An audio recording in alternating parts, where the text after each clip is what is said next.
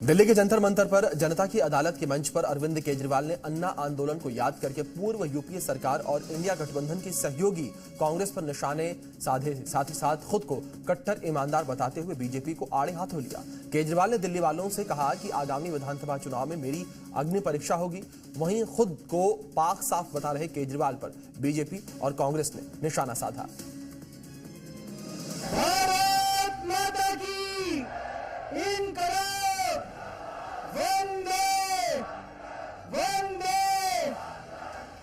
केजरीवाल ने जनता की अदालत के मंच पर अन्ना आंदोलन की यादें ताजा की।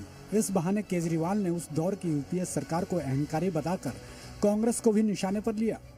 केजरीवाल ने कहा कि आम आदमी पार्टी ने दिखा दिया कि ईमानदारी से भी चुनाव लड़े और जीते जा सकते हैं। केजरीवाल के हमले का कांग्रेस ने भी जवाब दिया। कांग्रेस नेता पवन खेड़ा ने कहा कि जनता की अदालत तो चुनाव में ही लगती है और केजरीवाल के 10 साल के कार्यकाल को जनता देख चुकी है। भ्रष्टाचार के खिलाफ आजाद भारत का सबसे बड़ा आंदोलन 4 अप्रैल 2011 को जंतर मंतर से शुरू हुआ था, लेकिन उस वक्त की सरकार भी बहुत अहंकारी थी। उन्होंने हमारी बात नहीं मानी, चैलेंज करते थे, चुनाव लड़के दिखाओ, जीत के दिखाओ, चुनाव लड़के दिखाओ, जीत के दिखाओ, कहते थे ना।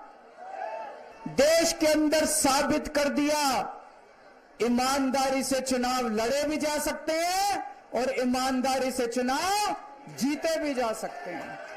जनता की अदालत तो इलेक्शन में ही होती है, उससे पहले और उसके बाद की अदालतें तो आप समझते हैं क्या होती हैं। खैर ये उनका आंतरिक मसला है, उस पार्टी का आंतरिक मसला है, उसमें हम बीच में नहीं बोलेंगे। लेकिन 10 साल में दिल्ली की जनता अपने आप को ठगा हुआ महसूस करती है, वो बदलाव चाहती है और कांग्रेस पार्टी वो बदलाव लाने के लिए तैयार है। केजरीवाल ने कहा कि आगामी विधानसभा चुनाव उनकी अग्नि परीक्षा है। दिल्ली की जनता की अदालत में विपक्ष के भ्रष्टाचार और बेईमान के आरोपों की धुलाई के बाद ही मुख्यमंत्री की कुर्सी पर बैठेंगे। केजरीवाल ने दिल्ली में मुफ्त बिजली की सुविधा का जिक्र करके बीजेपी पर भी जमकर निशाना साधा। वहीं केजरीवाल के बयान पर बीजेपी और कांग्रेस ने पलटवार किया। बीजेपी नेता राजकुमार आनंद ने कहा कि केजरीवाल दिल्ली की जनता से झूठ बोल रहे हैं, तो कांग्रेस ने भी केजरीवाल को आड़े हाथों लिया। मैंने इस्तीफा इसलिए दिया क्योंकि मैं ये सब करने के लिए, गंद करने के लिए नहीं आया था, मैं भ्रष्टाचार करने के लिए नहीं आया था, मैं सत्ता का लालच, सत्ता की भूख नहीं है मेरे को। ये आने वाला चुनाव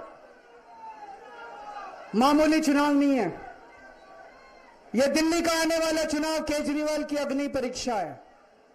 अगर आपको लगता है केजरीवाल ईमानदार है तो केजरीवाल को वोट देना, अगर आपको लगता है केजरीवाल बेईमान है मुझे कतई वोट मत देना। मैं आपसे पूछना चाहता हूं, अगर मैं बेईमान होता क्या मैं दिल्ली में बिजली फ्री कर सकता था? इन लोगों की 22 राज्यों में सरकार है, 22 राज्यों में कहीं बिजली फ्री नहीं है। सर ने कहा कि अदालत की मोहर तो लग गई है कि केस खत्म है, कुछ नहीं है इसमें, लेकिन जनता की मोहर भी लगानी है कि केजरीवाल जी ईमानदार है।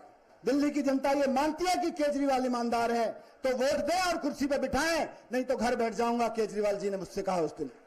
जो बात सर के दिल में है वही मेरे दिल में भी है, इसलिए आज जनता की अदालत में आए हैं।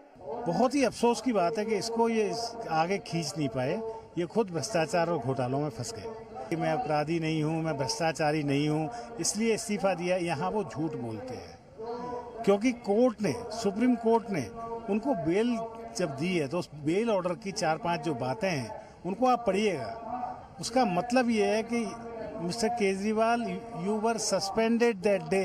मुख्यमंत्री रहिए, तनख्वाह पूरी लो, लेकिन आप काम नहीं कर सकते, तो उनके पास रास्ता कोई और था ही नहीं।